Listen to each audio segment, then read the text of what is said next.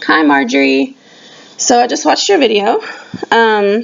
You talked about number 1, which was, the principal wanted the counselor to talk to some kids about their being overweight and their healthy eating habits and healthy lifestyles, and that he didn't feel like, or didn't think that the counselor needed to get consent from the parents because it was stated in the handbook. And you talked about how that's not what the handbook consent is for. Whatever's in the handbook is, for other things, maybe for the principal to call the kid out and talk to them about something that happened in class or whatever, but for counseling issues, that's not what the handbook was meant for. And I agree with you. That's definitely true.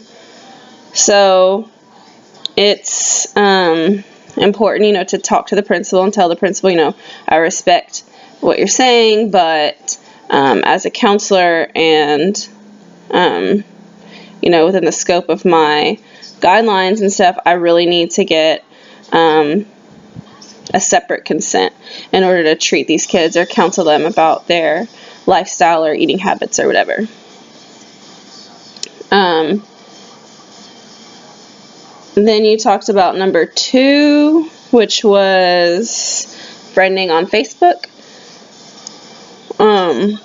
And it's, dual relationships. You definitely should not do that.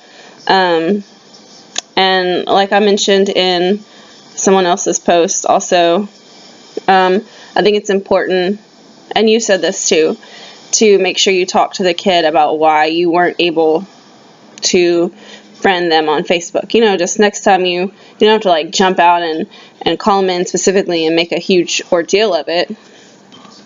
But just next time you meet with them, to tell them, hey, I saw your request. I'm sorry I'm not able to add you. It's not professional.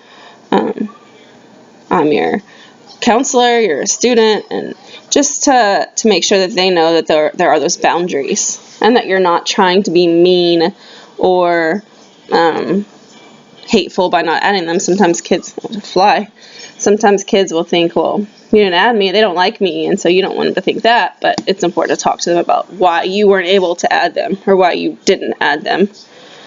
And then number 3, you talked about the counselor who was called in. I cannot stop yawning this morning. I don't know what's wrong with me. The counselor that was called in to observe the kids in the classroom for the early childhood.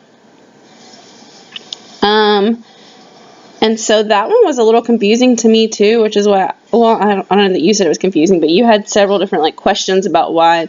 That's kind of why I didn't pick that one, because I was like, what were they originally asking her to come in and observe the kids for? Well, was she supposed to observe them for behavior issues, for learning disabilities? What was the purpose of the observation?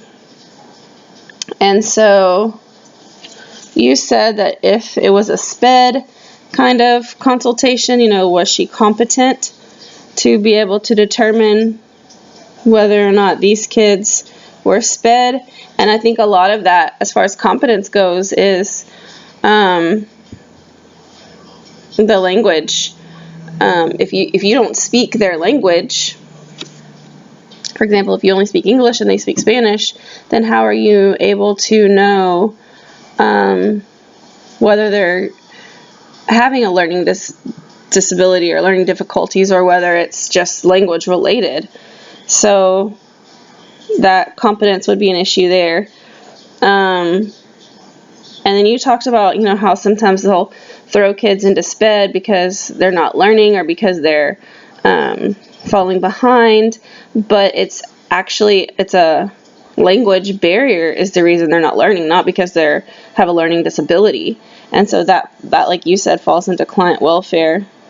You're not doing what's best for the child by throwing them into special education when what they really need is some sort of ESL help or bilingual education type of activities. So, and we see that a lot. I mean, I know I see a lot of Spanish-speaking kids in SPED or 504, and I don't know that they're necessarily